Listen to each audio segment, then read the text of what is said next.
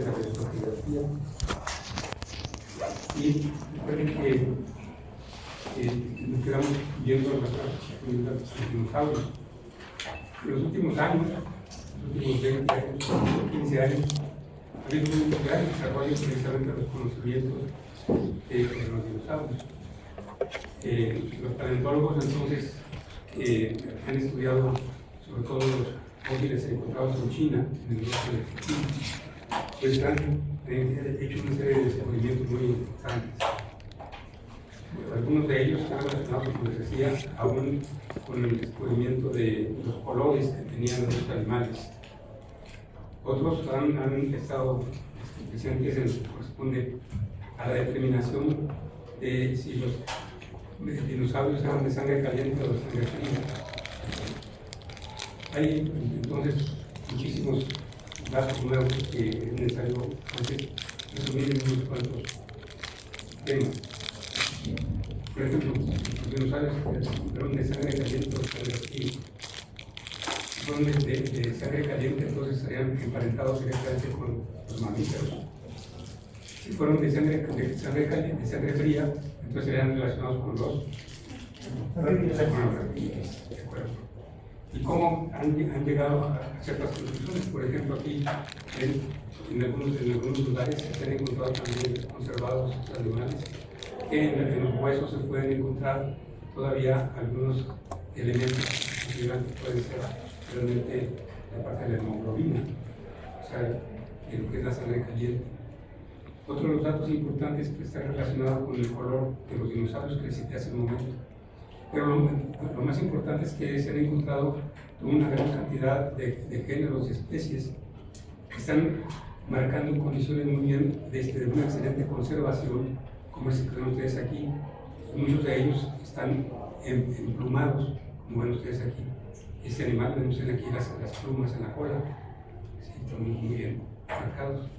De tal manera que ahora que se descubrieron los colores, por ejemplo, se llegó a la conclusión de que muchos de los colores vistosos corresponden a la parte de las plumas que tenía, y en algunos casos se han encontrado aún los colores correspondientes a los pigmentos de la piel.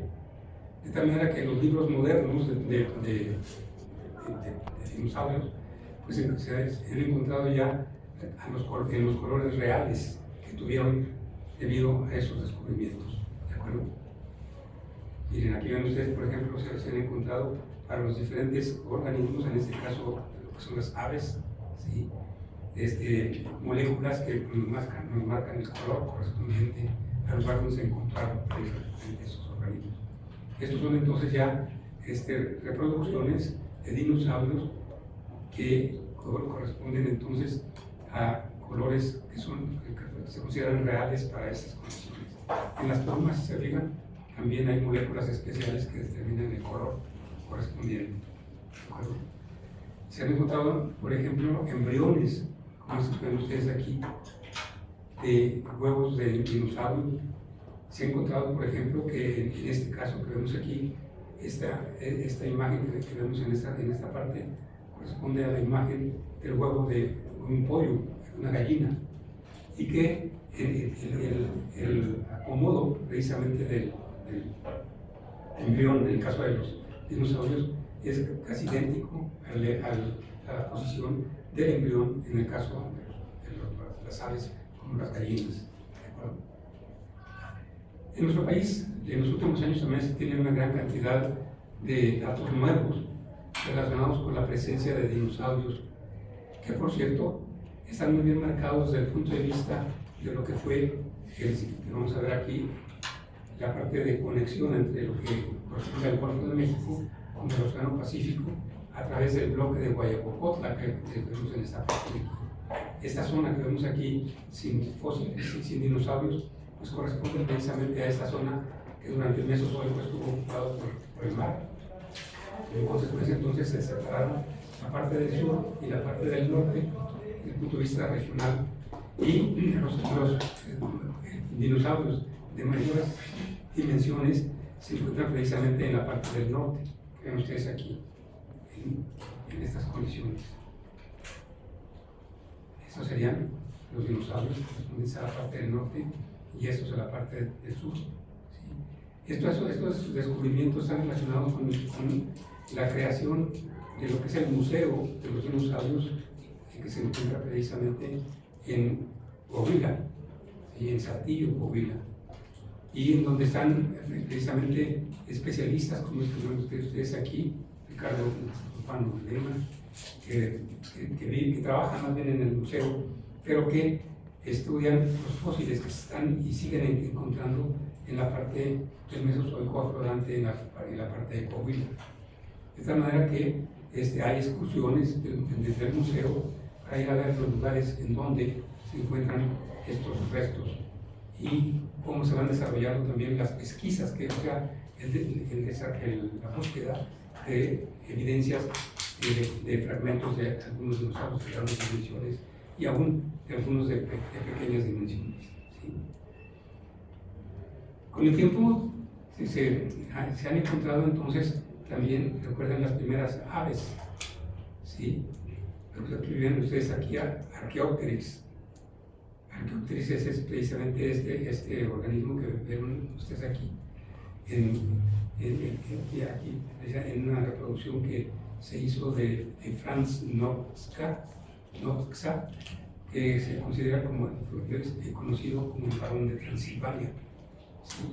Quien se especializó precisamente en la descripción de organismos como precisamente el Archaeopteryx. Archaeopteryx viene de arcaios, antiguo, y pteris quiere decir ave. ¿Sí? Si ustedes recuerdan, el primer descubrimiento que se tuvo de este organismo, ¿sí? Fue una pluma. ¿Sí? Y con base en esa pluma se hizo no la descripción, sino más bien se afirmó que deberían haber existido las aves en el Jurásico. ¿Por qué? Porque esa pluma se encontró impresa en lo que es una caliza que se utilizaba desde hace algunos 2 siglos para la impresión en lo que eran precisamente impresoras manuales. Para poder obtener una buena impresión en un papel se requería que la imagen se reprodujera precisamente en una caliza de grano muy fino. Y de esta manera entonces esta localidad de estas calizas pues fue de gran importancia para la imprenta que se iniciaba en aquel tiempo. De tal manera que en esa cantera se encontró primero una pluma, y esa pluma entonces fue descrita como una pluma de un ave, y entonces ya se sabía que para el tiempo jurásico correspondiente a esa caliza deberían haber existido las aves, ¿sí? Y fue en la misma caliza cuando los trabajadores encontraron, precisamente lajeando la roca, una impresión del Archaeopteryx que ven ustedes aquí reproducido en 3 dimensiones, ahora con lo que corresponde precisamente a lo que es la inteligencia artificial, ¿de acuerdo? Con base en eso, entonces ahora pues miren, aquí está la impresión, ¿se fijan? Y con base en esa impresión, entonces ahora se pueden representar algunos organismos en 3ª dimensión. Esto se está haciendo aquí en escuelas, si ustedes saben, ¿no?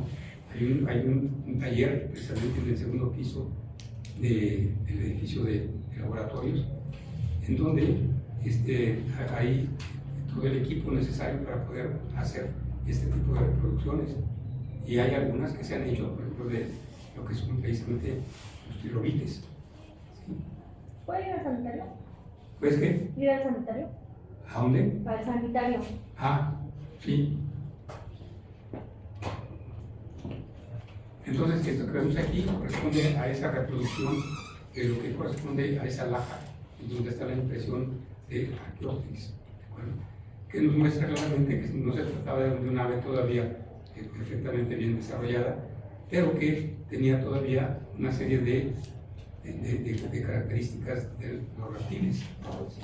Por ejemplo, no tenía todavía una parte muy importante que sería el esternón, aquí en esta parte, en donde se tiene precisamente la musculatura que mueve las alas en las aves modernas, ¿de acuerdo?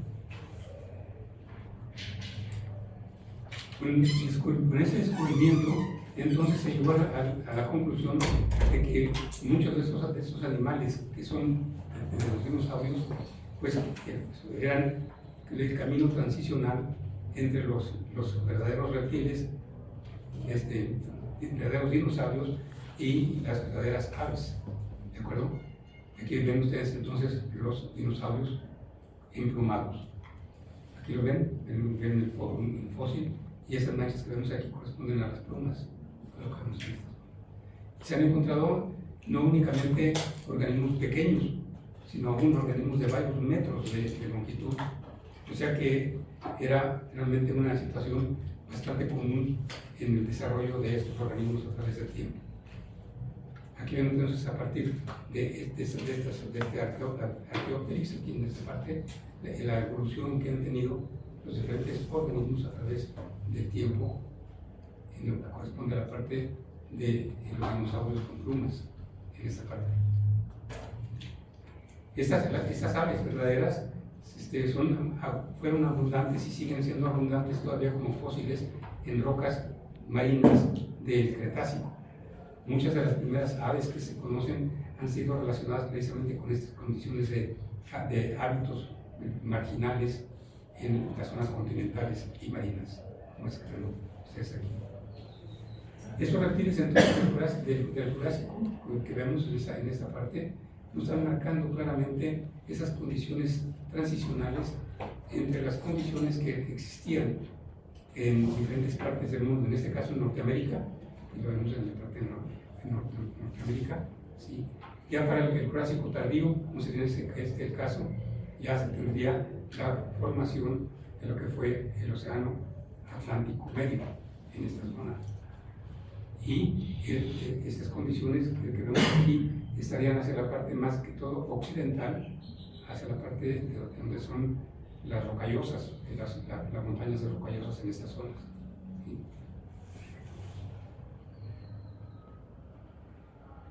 Esos organismos entonces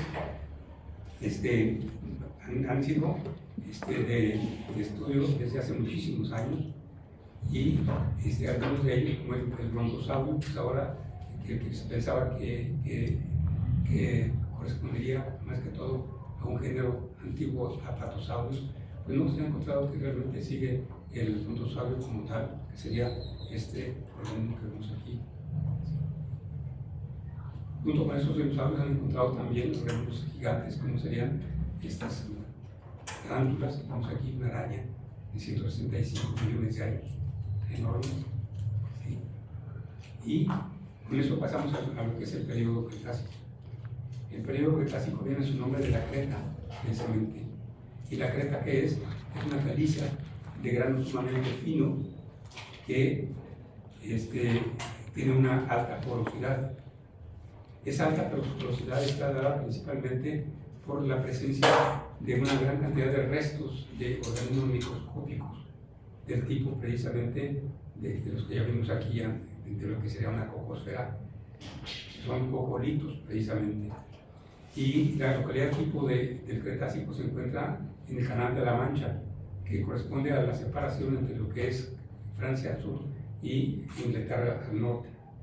En los márgenes de este lugar corresponden precisamente a lo que son acantilados, y estos acantilados se han constituido principalmente por la creta, de donde viene la localidad del Cretácico, en esa zona.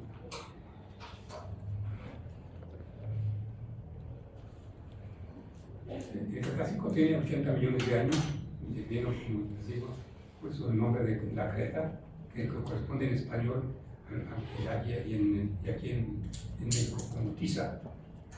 ¿Sí? La tiza precisamente es el color azul que se tiene bloques de color azul que se para teñir lo que son los tacos para jugar billar, ¿de acuerdo? Entonces tenemos aquí. Y bueno, aquí una cosa importante es que en el Cretácico terminal se tiene precisamente la evidencia de la caída de un gran meteorito, aproximadamente de 10 kilómetros de diámetro, que originó la extinción de la mayor parte de la flora y la fauna correspondiente al Cretácico. Desde el punto de vista de la paleogeografía, entonces, cuando hablamos del Cretácico nos estamos refiriendo ya a la conexión entre lo que sería el Atlántico medio con el origen y desarrollo del Atlántico del Sur. Es decir, la separación del continente norte de la Sudamérica de la parte de África en esa zona. Estas son zonas entonces muy importantes desde el punto de vista tanto para el Jurásico como para el Cretácico, de lo que fueron las condiciones climáticas que dominaron durante el Jurásico y el Cretácico, condiciones de climas cálidos principalmente. Y sobre todo, una parte muy importante, lo que fue la formación ya en el Jurásico de las grandes planicies marginales que corresponden entonces a lo que son las praderas. Las praderas que van a ser sumamente famosas en la parte correspondiente al Cenozoico temprano, en lo que es la edad paleocena, ¿sí? En donde se van a desarrollar de manera muy amplia lo que son los mamíferos, debido precisamente a la extensión de las praderas. Esos organismos entonces herbívoros pues se adaptaron a condiciones planas, en donde se desarrollaron grandes cantidades de vegetales, principalmente pastos. Esos pastos entonces dieron de comer a muchos de los mamíferos que fueron habitando en estas zonas y que dejaron sus huellas en varias partes del mundo en un punto de vista evolutivo, sobre todo de los mamíferos. ¿De acuerdo? Para ese tiempo entonces ya lo que es el Cretácico tardío, la conexión del Atlántico medio con el Atlántico del norte, ¿sí?, está por terminarse. Es decir, en pocas palabras, ya casi se conecta el océano Ártico con la parte de lo que sería el Atlántico medio, para dar origen al Atlántico superior del norte, en esa zona. También comienza la separación de lo que es la isla de Groenlandia de la parte de Canadá, como vemos aquí en esta zona. Y el proceso de desplazamiento de la parte de América del Sur hacia el occidente y de África hacia la parte del norte trae consigo precisamente el ensanchamiento del océano Atlántico del Sur en estas condiciones. Se inicia, recuerdan, para ese tiempo, en el Cretácico tardío, la migración de África hacia el norte para llegar ya en el terciario a unirse con la parte de China en esta zona. ¿De acuerdo? Y esos son datos importantes, aunque todavía para el Cretácico tardío se encontraban casi completamente unidos a la Antártica, el océano Antártico, y también la parte correspondiente a Australia. Todos estos son datos importantes porque se da un proceso de distensión regionalmente. ¿Sí? Casi todos los continentes comienzan a separarse, por así decirlo, y se da entonces una oceanización general de la paleogeografía mundial. Esto trae consigo entonces el gran desarrollo de organismos marinos, sobre todo en lo que corresponde al desarrollo de los reptiles marinos que se van a adaptar a los ambientes marinos que vimos en el Jurásico y en el Cretácico, sobre todo. Como ven, entonces estas condiciones pertenecen a un ambiente de tipo cálido de manera general.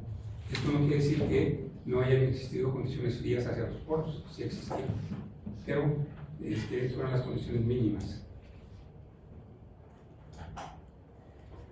Condiciones de este tipo para el Cretácico tardío nos están marcando aquí entonces condiciones de subducción desde la parte correspondiente a América del Sur, lo que va a ser posteriormente América Central, que no existía, lo que sería la parte occidental de Norteamérica, y recuerden la conexión de la parte del Ártico con el Golfo de México para el Cretácico tardío.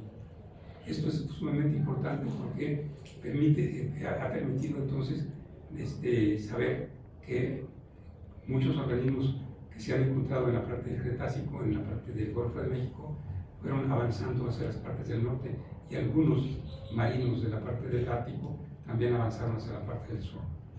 Esto para la parte cretácica fue de gran importancia, sobre todo para el desarrollo de los dinosaurios.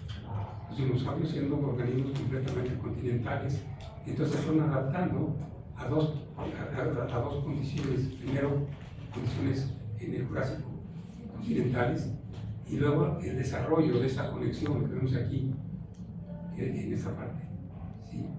Que va a separar esta fracción de esta otra fracción que vemos aquí. Como consecuencia, entonces, aunque muchos dinosaurios tuvieron en el Jurásico el mismo origen, ya en el Cretácico dan origen a organismos muy semejantes, pero de géneros y especies ya diferentes. ¿Por qué? Porque se van a adaptar a condiciones diferentes.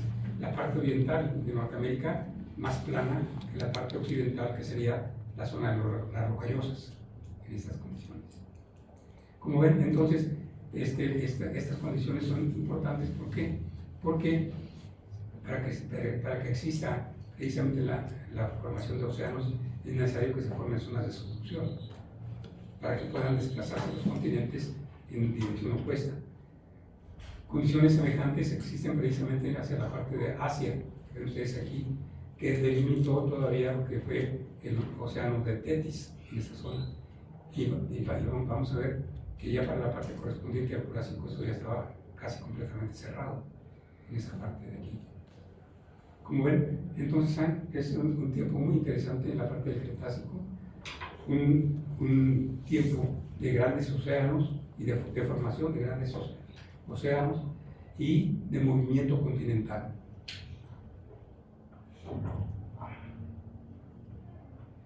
Desde el punto de vista de lo que sería la bioestratigrafía, ¿sí? Aparecen entonces en esos submares una gran cantidad de organismos de tipo calcáreo, microscópicos, como las orbitulinas. Las orbitulinas son características precisamente del Cretácico inferior, ¿sí?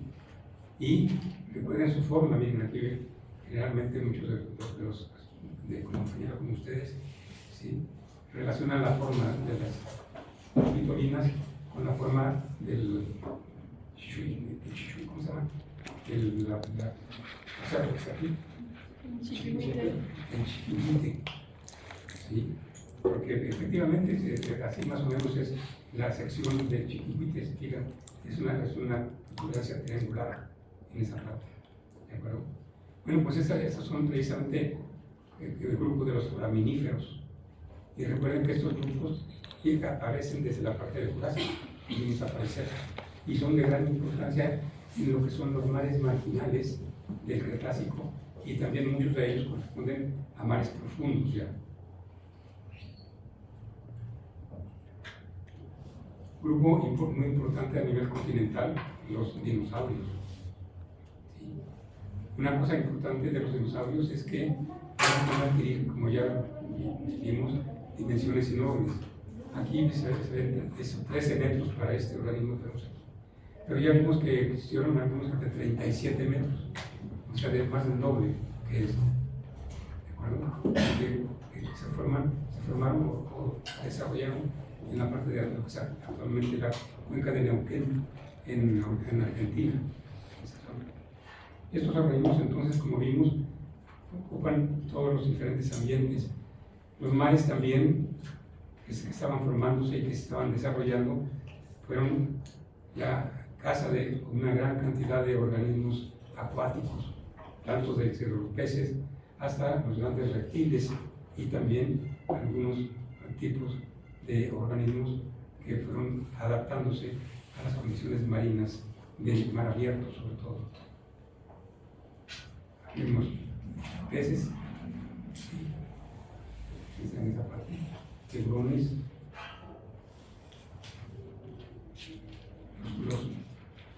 las aves que dijimos que son abundantes en el Cretácico, que son de ambiente marino, algunas de estas aves. Los mamíferos que vimos aparecer desde el Triásico y que pasaron casi desapercibidos en la parte del Clásico, vuelven a aparecer entonces otra vez hacia la parte del término del Cretácico. ¿Sí? Un grupo muy importante precisamente de marino de los organismos del tipo de los amonites, que son precisamente fósiles índices de lo que es el Mesozoico. Aparecen otros organismos, por ejemplo, del tipo de los corales solitarios, como ven ustedes aquí, en este caso, ¿sí? Y otros que son, por ejemplo, de los equinodermos, como los erizos. Esos erizos son realmente muy buenos organismos en el sentido de la determinación de ambientes sedimentarios y sobre todo también de las edades correspondientes. En un principio, ¿sí?, estos erizos tenían precisamente una serie de proyecciones que ven ustedes aquí en cada una de estas zonas, que se le llaman radiolas de grandes dimensiones. Ahora la mayor parte de los erizos, en lugar de tener radiolas, tienen espinas, ¿recuerdan? Lo que los hace peligrosos precisamente en las zonas en donde va uno a nadar, en las zonas marginales, aquí en México, ¿recuerdan? Miren la manera de conservarse, ¿sí?, con condiciones realmente excelentes de conservación. Aquí entonces estaban las radiolas, las proyecciones. Y citamos precisamente, cuando hablamos del inicio de la era mesozoica, del desarrollo de algunos organismos de tipo de los moluscos, como por ejemplo los amonites, que ahora precisamente son buscados porque presentan, como ven ustedes, condiciones excelentes de conservación y que las conchas de esos organismos que alcanzan más de 2 metros de diámetro en algunos casos, las conchas tienen espesores de decímetros, y esto corresponde entonces a un material con el que se hacen joyas de gran valor y de gran belleza, ¿sí?, que compiten con lo que es el ópalo de algunos belemnites que vimos, ¿se acuerdan? Estos belemnites se recuerdan que tienen un esqueleto interno en forma cónica, ¿sí?, y que pueden entonces llegar a opalizarse, como ven ustedes aquí, hablamos de color azul, ¿sí? Y aquí ven algunas de las joyas precisamente de estas joyas que se llaman amolite, se llama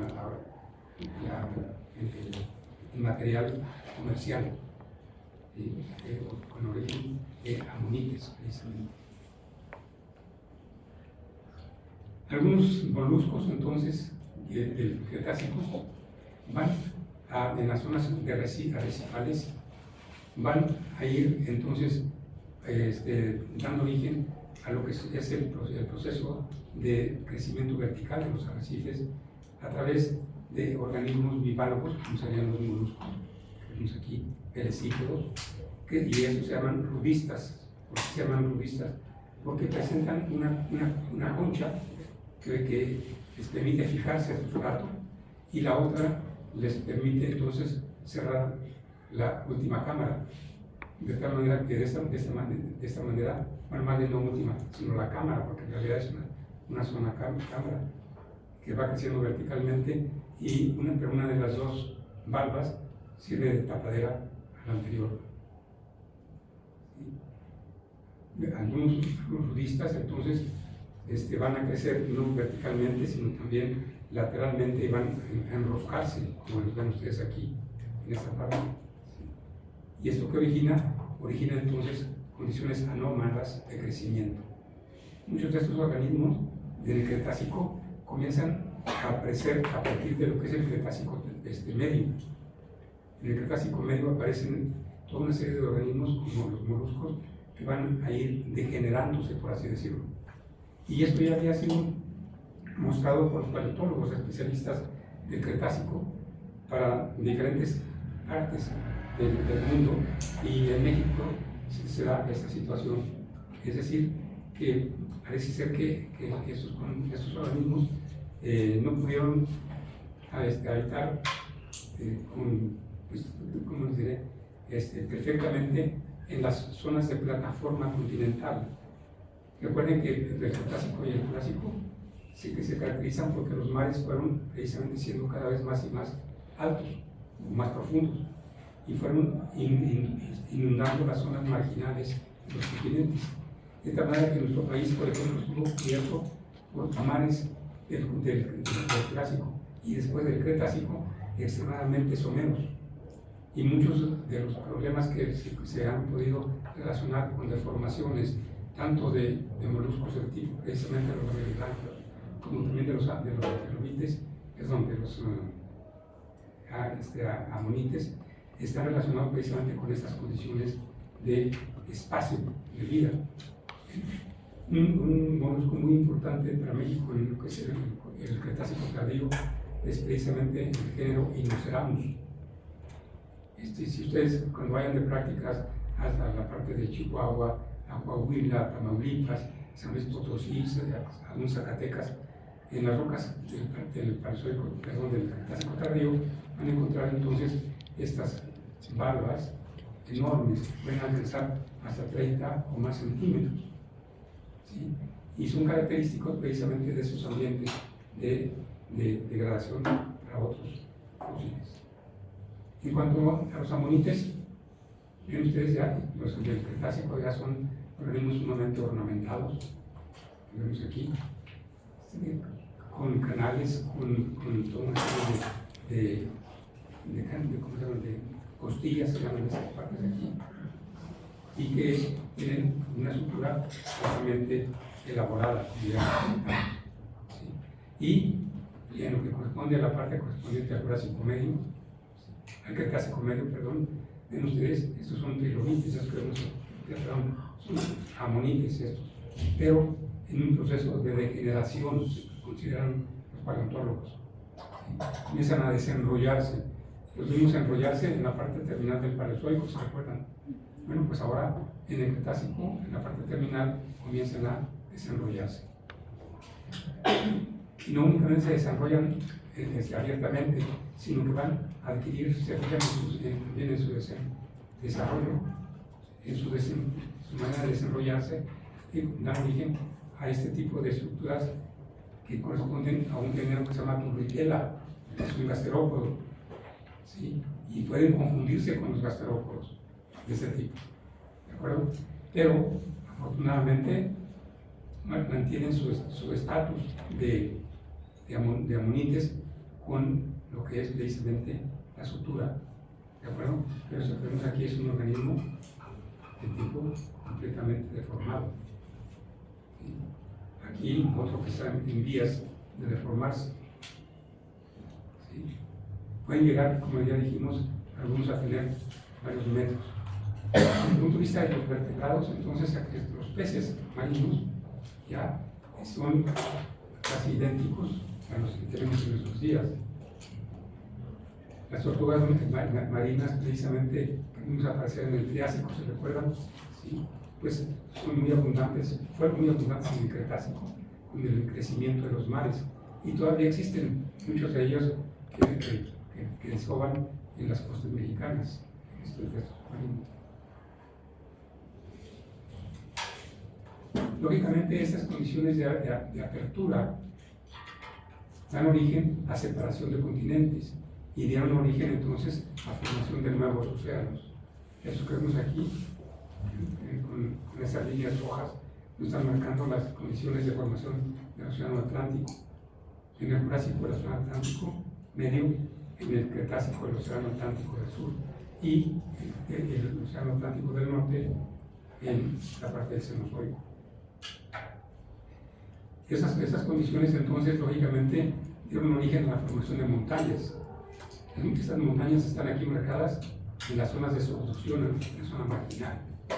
¿Recuerden?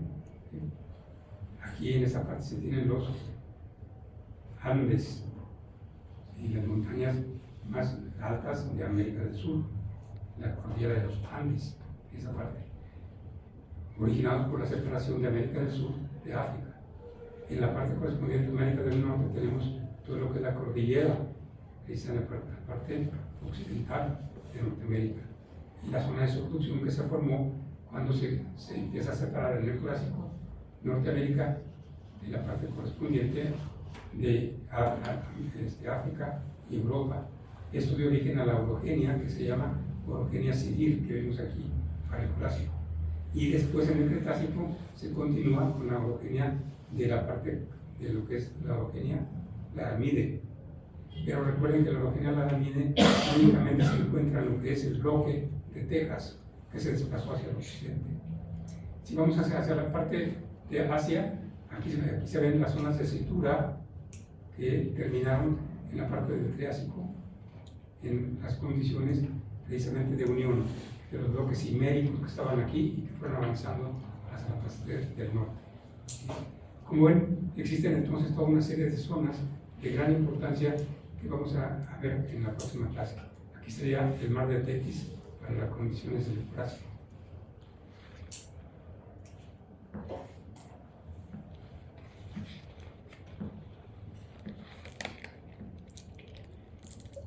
Esta sería entonces la parte correspondiente a las montañas occidentales de Norteamérica, que vemos aquí. Corresponde entonces a lo que es precisamente la parte de la cordillera occidental. Esa parte. Eso se formó en el Mesozoico, pero este que vemos acá, recuerden que se formó en el Paleozoico, recuerden, eso corresponde a la zona de unión entre la parte correspondiente a la parte de Europa, la parte correspondiente precisamente a la parte de África en esas condiciones. Entonces hay que tener cuidado con esas condiciones. Y no olvidar que en el Triásico tardío se tiene la conexión de lo que fue precisamente este mar en la parte superior de Norteamérica, y que dio origen, como les decía, a diferentes grupos de organismos terrestres que fueron entonces habitando cada una de las partes que quedaron limitadas separadas por el mar epicontinental. Vemos aquí.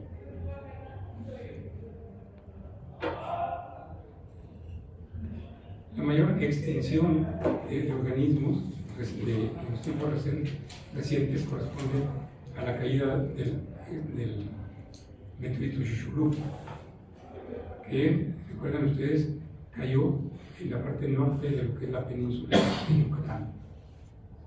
Este fenómeno originó un cataclismo a nivel mundial, porque no únicamente afectó a la zona de caída del meteorito, sino que alteró las condiciones de vida de todo el mundo, porque en los efectos, sobre todo atmosféricos, originados por esta caída de este meteorito, fueron de verdad muy amplias.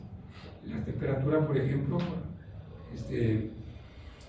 por el solo impacto, alcanzó cientos de grados, de tal manera que en la zona del cráter, en donde se han encontrado materiales de tipo ígneo, se han encontrado andesitas, ¿recuerdan? Pero esas andesitas no son de origen volcánico, sino que son el origen precisamente de fusión del material a profundidad debido al impacto del meteorito. Entonces esto es importante. Bueno, así como esas condiciones de energía calorífica afectaron esas condiciones de impacto, en otras condiciones, por ejemplo, se llevó a cabo la formación de zonas de choque, y esas zonas de choque originaron la muerte de una enorme cantidad de organismos continentales, tanto organismos animales como vegetales. ¿Sí? De tal manera que se ha visto que después de que cayó este meteorito, la flora y la fauna que se pudo renovar lo hizo a partir de organismos que no tenían más de 20 centímetros de tamaño, y que solo algunos que tenían hasta 2 metros pudieron sobrevivir, como los dinosaurios, por ejemplo, pero eran dinosaurios muy pequeñitos, que tuvieron origen entonces a lo que fue su aporte a la aparición de lo que fueron las aves corredoras, principalmente en lo que corresponde a la parte del terciario. Otro dato importante, precisamente, corresponde a esto que estamos citando aquí, precisamente esta es la extinción que vemos aquí, en esta parte, de lo que es el límite entre el Mesozoico y el Cenozoico, en esa parte. Esa sería digamos, la imagen correspondiente a este gran, ¿no?, meteorito que se impactó en esa zona y que se incrustó en la corteza. Y a partir de ahí, entonces vinieron esos fenómenos que acabo de citar, relacionados con las temperaturas muy grandes que existieron durante la zona del impacto, y también lo que fue la alteración, sobre todo por medio del polvo que se levantó en esta zona y que hizo que la atmósfera fuera completamente irrespirable por la gran cantidad de polvo que se generó. Ese polvo entonces se distribuyó en toda la Tierra, y esto que originó que se pasara de condiciones de muy altas temperaturas durante el proceso del impacto a temperaturas después de unas cuantas semanas de condiciones gélidas. ¿Por qué? Porque todo ese polvo que se quedó en la atmósfera impidió precisamente el paso de la luz solar. Como consecuencia, entonces, hubo cambios muy bruscos de temperatura que algunos organismos no pudieron soportar, o sea, las temperaturas muy altas o las temperaturas sumamente bajas. ¿De acuerdo?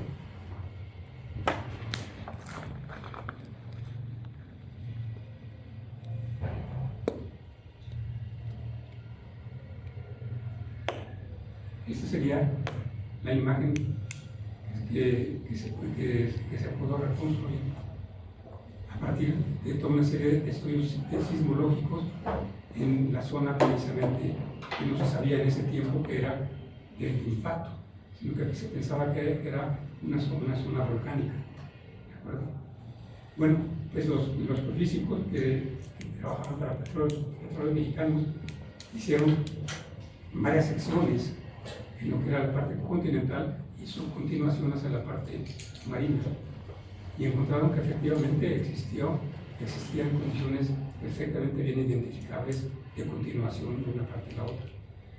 Esto fue muy importante porque precisamente en esta parte, como ven ustedes, la reconstrucción tridimensional marcaba que existían en toda una serie de anillos correspondientes a las diferentes condiciones de temperatura y presión originadas por el impacto en esas zonas de impacto.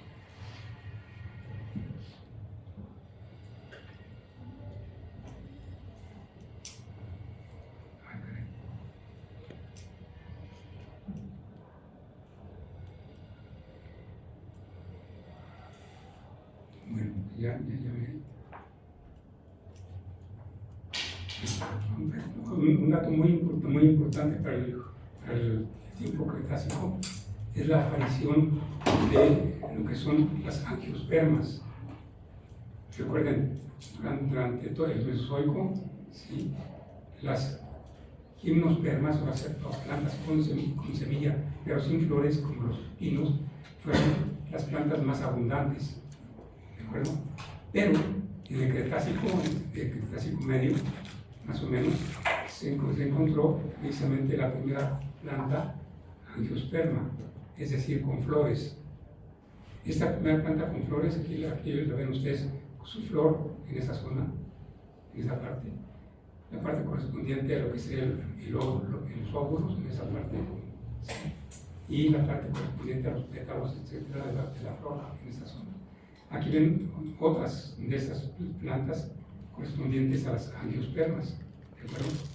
Y cosa muy importante es que estas plantas pudieron perfectamente desarrollarse después del proceso de impacto. ¿En dónde? En las zonas marginales de Norteamérica, sobre todo, y dieron origen a lo que son los pastos y las praderas. Y estas praderas, con abundantes pastos, permitieron que los organismos que sobrevivieron del tipo de los mamíferos y de las aves pudieran desarrollarse en lo que es la flora y la fauna del periodo cenozoico. Esa evolución de las plantas Sí, la hemos visto desde que aparecen plantas continentales, desde que aparecen, recuerdan ustedes, en la parte correspondiente al silúrico. ¿Sí? En el silúrico dijimos que se tenía precisamente la reproducción originada por esporas. Las que ven ustedes aquí son esporas precisamente, y todavía existen en nuestros días, pero tienen características de ornamentación que permiten determinar su edad. Esas son esporas. Y a partir precisamente de lo que corresponde a lo que fue el Paleozoico tardío, aparecen entonces condiciones del tipo de lo que fueron las gimnospermas, o sea, plantas con semilla pero sin flores. Y estas entonces se reproducen precisamente por este tipo de polen que vemos aquí, un polen sumamente elaborado, por así decirlo, con una serie de indicaciones en cuanto a su evolución, y algunos de ellos son sumamente característicos porque presentan sacos aéreos. Eso que ven ustedes aquí, este es el cuerpo del grano de polen, y esos que vemos aquí son sacos aéreos, que les permiten entonces polinizar plantas a miles de kilómetros de distancia donde fueron formados y liberados a las corrientes atmosféricas, como por ejemplo los granos del pino son de este tipo. ¿Sí? Los pinos que utilizan entonces para la polinización el viento, o sea, el aire, el movimiento. Por eso es que los pinos van a florecer en lo que es el tiempo de la primavera. ¿Sí? En el tiempo de la primavera, entonces los pinos van a florecer y producen, se dice florecer, pero no tienen flores, sino que producen entonces millones y millones de granos de polen por cada planta. De tal manera que si las condiciones son favorables en la primavera, llega un momento que se tiene lo que se llama la lluvia de azufre. En realidad no es azufre, sino que es polen, en millones y en millones de ellos producidos por los árboles de pinos de un bosque. Y esto, si no se llega a distribuir por el viento, va a caer en el piso y le da un color amarillo al piso. De eso les da a ustedes una idea de la cantidad de granos de polen que producen. ¿Sí? Y los granos de polen entonces van a ser transportados por el viento aún a distancia, como les decía, de miles de kilómetros. Bueno, esos granos de polen entonces aparecen en la primavera, cuando en los bosques los vientos dominantes son ascendentes. ¿Por qué? Porque las piñas que producen precisamente, las piñas masculinas que producen los granos de polen, van entonces a desarrollarse en la parte terminal de lo que es la rama del pino. ¿Sí? Y ya están dirigidas precisamente esas piñas hacia arriba. ¿Sí? ¿Por qué? Porque si el viento es ascendente, entonces el viento va a tomar esos granos de polen y los va a llevar cada vez más hacia arriba. De tal manera que en la parte más superior se encuentran entonces las piñas femeninas que tienen una orientación hacia abajo. Si se han fijado, esas piñas están formadas por una serie de placas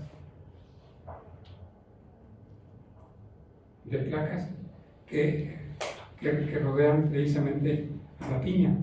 Cuando están maduras las piñas, entonces se abren esas placas y adentro están los óvulos, de tal manera que al estar dirigidos hacia abajo captan los granos de polen que están dirigidos hacia arriba, y se lleva a cabo entonces una fecundación, ¿sí?, muy primitiva, puesto que utilizan todavía al viento para llevar a cabo, pero muy efectiva por la cantidad de granos de polen. ¿De acuerdo? En cambio, ya en el caso de las plantas, del tipo de las angiospermas, o sea, plantas con flores, los granos de polen son muy especiales.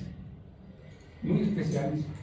¿Por qué? Porque están formados, ¿sí?, en razón de las necesidades de los granos, perdón, de los animales que van a servirles de polinizadores. El polen de las angiospermas entonces se genera, recuerden, en lo que son las flores, y las flores tienen precisamente hojas que son los pétalos, que tienen colores muy atrayentes, ¿de acuerdo? Tan atrayentes que algunos de ellos nosotros como humanos no podemos ver esos colores, pero los murciélagos o las abejas son capaces de determinar que son colores muy atrayentes para ellos, porque son precisamente los que les avisan esos colores, les dicen aquí hay comida. Entonces el agente vector o el animal vector va hacia las flores en donde les dicen aquí está la comida. Y cuando llegan entonces estos organismos a la flor se ingenia muy bien para poderlos guiar todavía dentro de la flor para que puedan llegar hasta el nectario, y ahí entonces se van a alimentar. Pero en ese trayecto van entonces a rozar, ¿sí?, lo que son la parte correspondiente a los pistilos, o sea, los órganos femeninos de las plantas con flores. Y se va a llevar a cabo entonces el transporte de esos granos de polen dentro de lo que es el proceso de la flor. Por eso les digo que en la naturaleza no hay nada gratuito. Siempre hay un interés. Siempre, siempre. Y siempre que escuchen que algo es gratis, ojo. Tienen que pensar, ¿por qué? ¿De acuerdo? Porque aquí también, en el caso de las plantas, también les dicen a los quirópteros o a los colibríes o a los agentes vectores, aquí hay comida. Y efectivamente hay comida. Pero hay una cosa muy importante, ¿sí? Hay comida suficiente para que puedan ir estos organismos de esta flor a otra. ¿Sí? Es decir, no se pueden hartar y irse a dormir, sino que tienen que tomar todo el néctar que puedan, que la planta sabe que es suficiente para que vayan a la flor, hacia la otra planta. Y de esa manera entonces tienen que hacer el mismo trabajo. Entonces, sí les dan de comer, cierto, pero quien sale ganando es la planta. Bueno, entonces con base precisamente en esas características se tiene una morfología de los granos de polen y de esporas que se encuentran en las rocas sedimentarias. Con esas características, con esas morfologías, se identifican a qué grupos de plantas corresponden. Y una vez que se determinan esos grupos de plantas, entonces se sabe de qué edad son las rocas en donde se encuentran, desde lo que son precisamente las rocas silúricas hasta lo que son las rocas actuales, de rocas de nuestros días. ¿De acuerdo? Bien. ¿Tienen preguntas? Bien. Entonces, con eso terminamos la parte correspondiente a lo que es el mesozoico. ¿De acuerdo? No, pero yo tengo una pregunta, pero es de la paleogeografía. ¿De lo qué? De la paleogeografía. Sí, muy bien. Bueno, es que leí que el terreno guerrero estaba, bueno, era una isla volcánica, pero que estuvo del Jurásico al Cretácico. Entonces, en la paleogeografía que usted nos mostró, ¿dónde ubicaríamos al terreno guerrero?